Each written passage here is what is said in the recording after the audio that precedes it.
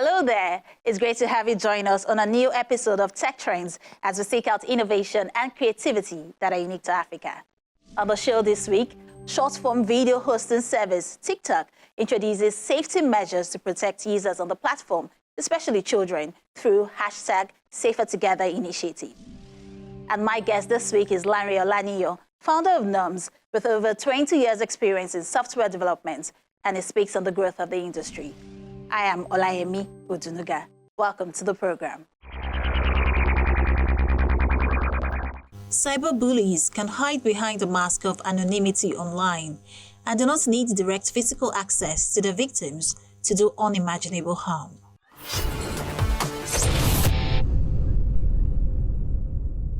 Thank you for staying with us.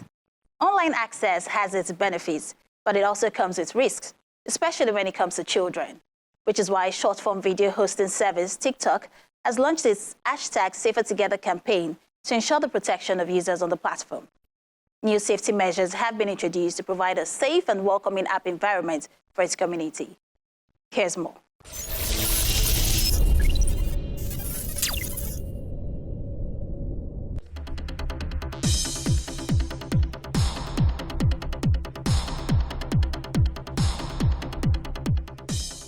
Inscribed on the safety wall of Tiktiok are new in-app features to help users manage their account as well as their content and privacy settings. And Nigerian content creators are already getting acquainted with them.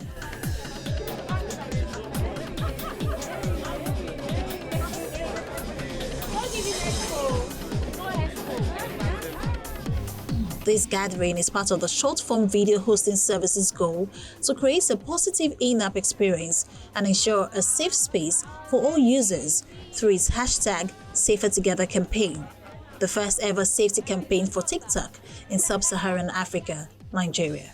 We are, and we believe, we're the leading short-form video platform globally, and I think you guys know this. You guys make it what it is. Our users, we have over 1 billion active users monthly on TikTok, and we're so happy to know that everyone in this room is a part of that number. So you guys are a part of the TikTok family. Our mission will always be to inspire creativity and bring joy. And that's why we say no to negativity. We say no to trolls. Today we are going to say no to bullies. We're going to say yes to mental health, yes to taking care of yourself when you're on TikTok. So today's going to be a good day, guys. Totally about positivity.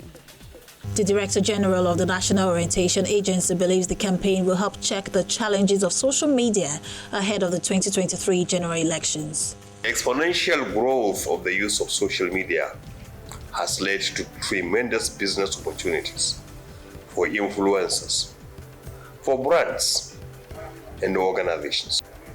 Unfortunately, however, this growth has also led to challenges like fake news, hate speeches, misinformation and disinformation, cyberbullying, child pornography, and other associated unwholesome social practices.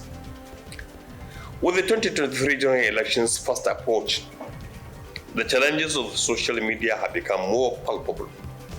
And if this is left unchecked, it not only poses a threat to the credibility of the elections, but also to our national security and development. TikTok's focus on user protection and safety aims to empower creators, parents, teachers, and guardians with knowledge of the app's safety. Safety is something that we take very, very seriously at TikTok, with our mission being that of creating joy and inspiring creativity. This cannot be possible if we do not take safety, make safety part of the core of what we're doing. After all these videos that you've seen about creativity on TikTok, you always ask yourself, how then do we keep TikTok such a safe, such a creative space, such a fun, enjoyable experience? And the starting point of safety at TikTok is always the community guidelines.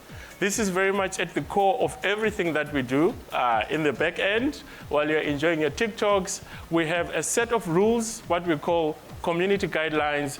The community guidelines actually form the core of our values, but they also are the code of conduct of what a user can do on TikTok.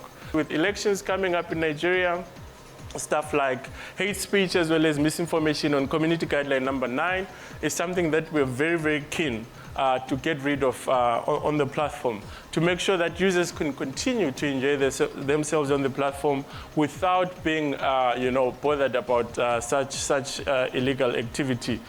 As a choice app for all generations, especially the millennials and Gen Zs, its growth also puts teenagers and children at risk, hence the need for safety policies that guarantee the protection of each user on the platform. The new features will not only help bridge the digital gap between parents and teens, but also give guardians and parents control of their one's online presence. One of them is the family pairing feature, which I think is an amazing one, which allows a parent to pair their TikTok account with that of their child, so they can monitor what kind of content the child is consuming on TikTok and be able to control such things as how much time they can spend on the app as well. As parents, we need to help safeguard our children, because a lot of adult things are being done or showcased on TikTok that the children should not be seeing, So I really love this. This is a good one. With the guidelines, you have to follow their guidelines as you go on, exploring TikTok. And if you have the younger ones at home, you need to educate them. If they're not up to 13, you need to tell them they can be on TikTok and give them reasons why. You need to encourage and also spread the news around to adults around you who are not really familiar with TikTok, but their kids might kind of find their way down there. So we just need to keep educating people, educating parents, guardians about the safety of keeping the kids away from TikTok if they're not up to 13. And while you're doing your thing, just have fun doing it. You never know what's gonna put you out there. TikTok boasts of over 1 billion active users monthly as a platform dedicated to empowering Nigerian creators and creating a safe space for them to thrive.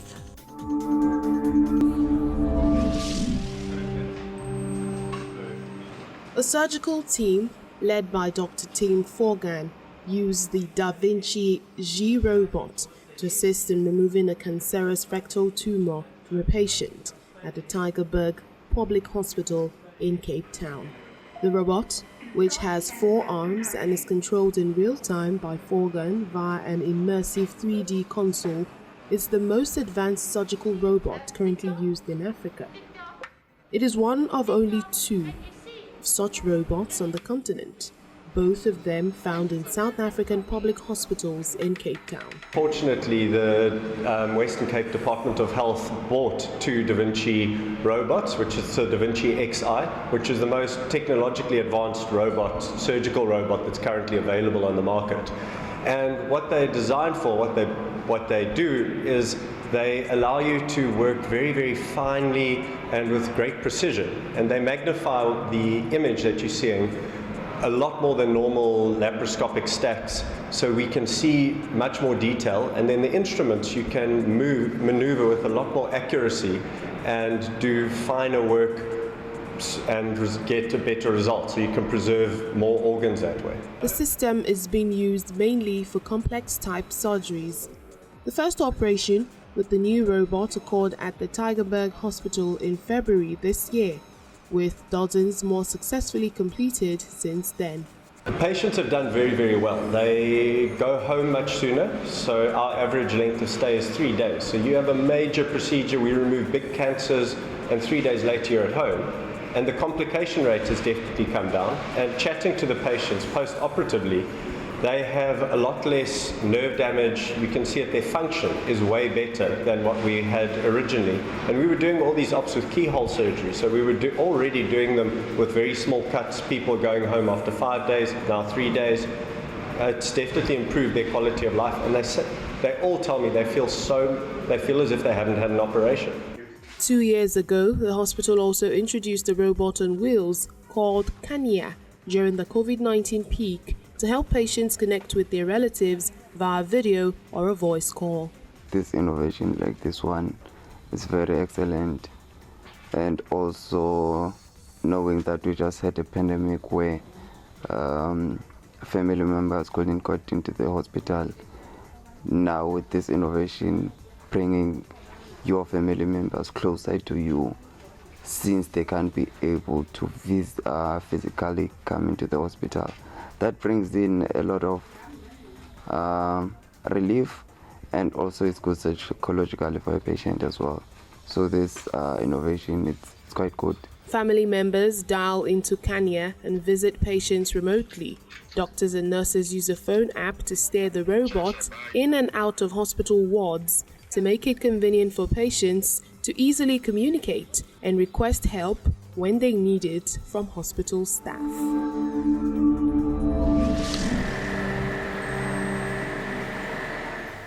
Zoox, a self-driving technology firm, says it is gearing up to launch its robot taxi business, self-certifying that its vehicle with no pedals or steering wheel meets U.S. federal regulations and applying for a permit in California to test drive it. Zoox's vehicle, called VH6, has room for 4 passengers, with 2 facing each other.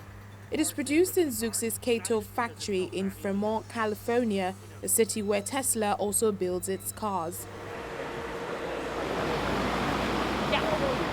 The firm's co-founder and chief technology officer says the current economic slowdown has not affected the company, and Zoox will increase its employee number to 2,000 this year from 1,400 at the start of the year. Levinson also says for now the company is focused on moving people rather than packages, which is much more lucrative.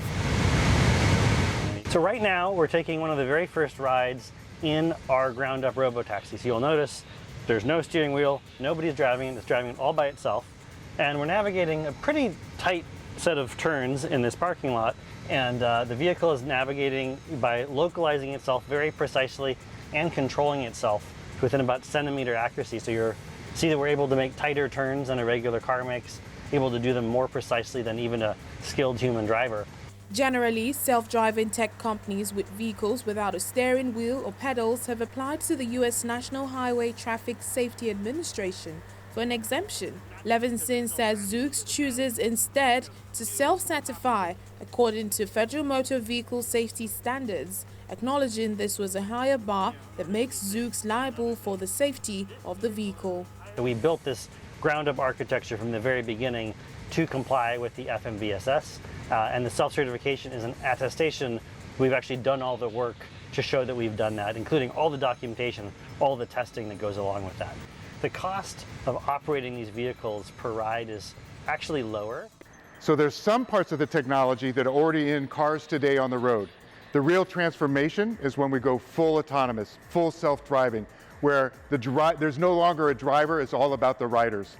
Okay, so that's coming probably long-term, 20 to 30 years, but it means you're going to start seeing that probably within the next 2 to 3 years, and then 20 to 30 when it's on like every corner. The NHTSA exemption usually limits the number of vehicles that can be manufactured as well as the period of production. Cruise applied this year for an exemption. A source close to the company said Cruise viewed that method as more responsible and gives regulators a clearer view into the technology.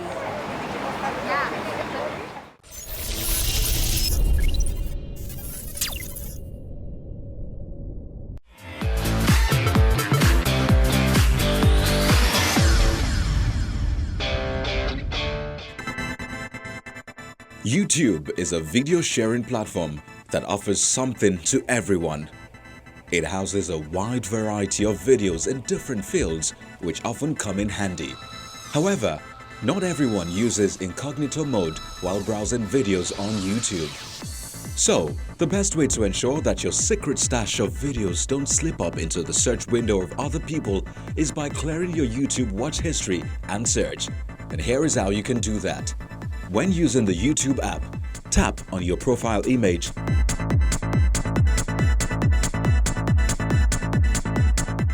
Then tap on Settings options. Scroll down to History and Privacy section, and then tap on Clear Search History option. Doing so will not only wipe off all the videos that you watched, but also the videos that you have searched for from all the connected devices connected with your account. When using YouTube on web, open youtube.com.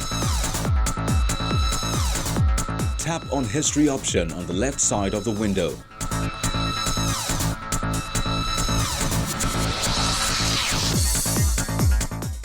On the right side, select Watch History. Click on Clear All Watch History option.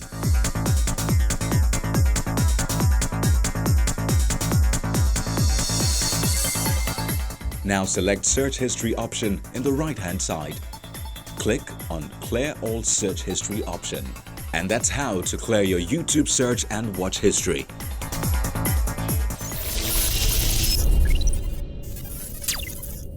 Nigeria has a budding software development industry with a growing community for developers. And a number of these developers continue to build software applications to address some of the country's socioeconomic challenges. But despite this rise, a lot is still being lost to the acquisition and maintenance of foreign software used in the country, as findings from a survey of industry players conducted by the Nigerian Communications Commission in 2018 shows that some 7% of software in use in the country are foreign, while only 23% are obtained locally. Larry Olaniyo, founder of NUMS, tells us more. The software industry has been growing, and it's still growing, and it's a good thing. It's a lot better than it used to be. Our tech guys are a lot smarter, they understand the language better, and the world is even beginning to recognize that there are talents in Nigeria. Yes, the industry is progressing. And would you attribute this growth to the fact that the challenges in the industry are being gradually addressed, or is it based on the rise in learning platforms? Well, I will attribute it to two major things. There are a lot of things, okay, but there are two major ones that stand out. One, there's a lot of training platforms available for people to learn more than before. A lot of organizations have taken it upon themselves to train locals, to develop them. There are a lot of online trainings that are available better than it used to be, okay? And then the second thing is that lately, the whole world, not just the Nigerian population, are beginning to accept products and applications developed in Nigeria.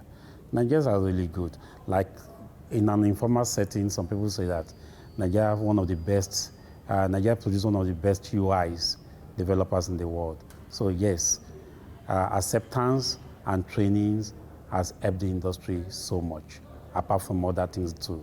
With the influx of people learning software engineering, do you think the industry is saturated? No, far from it.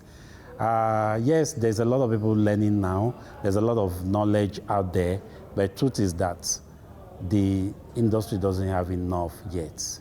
It's far from being saturated. We still need a lot of developers, especially back-end and senior levels developers are still very scarce, okay? So there's still room for a lot of people to come in. There's room for us to do a lot. And I believe with that, a lot can still happen. If you see what's happening with the banks today, they are losing resources every day. If there are resources out there, we won't see what we're seeing today, okay? So yes, there's still room for more. One of the perks of being a software engineer is the fact that one can operate as a freelancer. Would you say that that's a contributor to the success recorded in the industry? Yes. The way I see it is that the industry offers a lot of flexibility, okay? Well, fortunately, unfortunately, COVID happened, and that changed the perception that a lot of people have about how we can work. And that actually have changed how people are hired in the industry. So yes, freelancers are allowed, remote work are allowed, and because of that, people actually have time to achieve more because they spend less time commuting, they spend less time in traffic, and that has really helped the industry. Let's talk about policies now. Yes. For Nigeria to have a viable software ecosystem, is it not essential to have policies that would, benefit local software companies? Yes, I agree with you. In every gathering, every society, when there are no rules, there are bound to be chaos, okay? So policies are good, but one of the things I would advise the policymaker is that we really need to make policies that are all-inclusive, that are constructive, and that are developmental, not just for the country, but for the people that are in it too. More than often, you notice that many of the policies are unreasonable and stifle growth and discourage investors. We need to look at that and make sure that our policies are not tailored in that direction. But once to control the industry and make things work, there have to be rules. And once there are rules, it makes things better. Some stakeholders in the industry are quite concerned about the inadequate government support and the infiltration by foreign solutions. They think that this needs to be addressed in order for Nigerian software companies to gain relevance in the country as well as in other regions. Yeah, well, there are two sides to that. Yes, I agree with you. Government has a lot to do to help our local industry to thrive. But at the same time, too, I can tell you that some of the applications developed in Nigeria are actually competing at par with some from other parts of the world. And I see many of Nigerian applications being used in other countries, especially in Africa.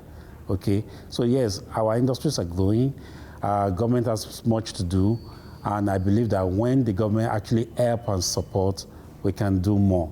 Okay, and again, many of the people in government don't understand what they stand to gain if they can help this industry to grow. So maybe a little bit more of enlightenment, a little bit more of working together with the government is going to actually help the government to be able to understand what they need or how they need to support the industry. You will agree with me that it's going to be difficult for government to do anything, especially when they don't understand what we are doing in the industry. So we need to involve the government, or the government to be involved. And once that is done, and government patronize local companies, there will be a lot of improvement. And actually, they are doing that. They are doing a lot of that through NIDA. And I believe they can still do more. I believe they can do more. And how do you battle the challenge of your end users or your audience preferring foreign software solutions to indigenous solutions? Well, that has been very difficult for us, okay? Nigerians need to be re-educated, and they need to realize that good things can come from Nigeria, okay? It will shock you that many of these foreign solutions that Nigerians run after were still developed by Nigerians being part of those teams over there, okay? But we just need to believe that good things can come from here. And as it is now, we are beginning to see that Nigeria is capable of a lot of things.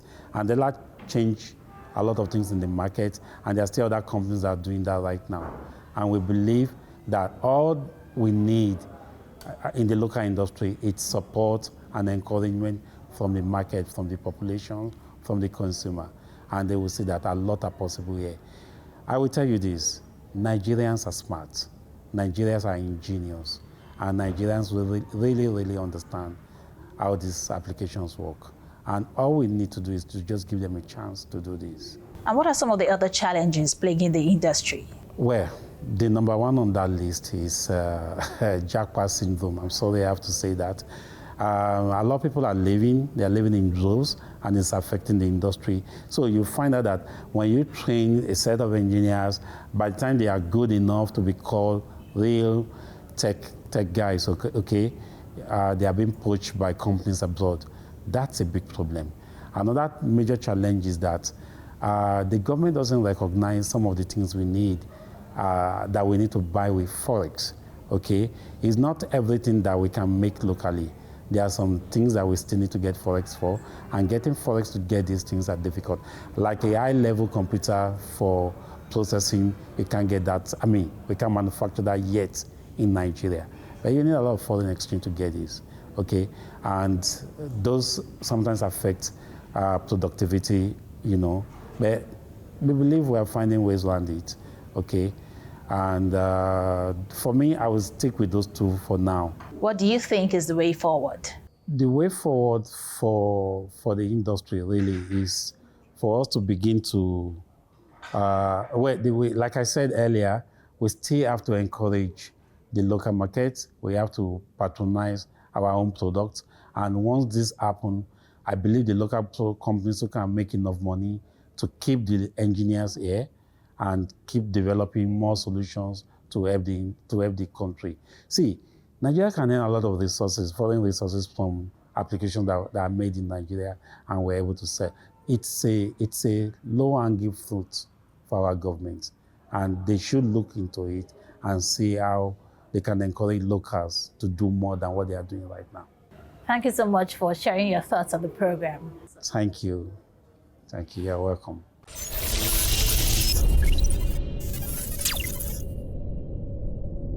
Here's where we draw the curtain on the show this week. I hope you enjoyed watching.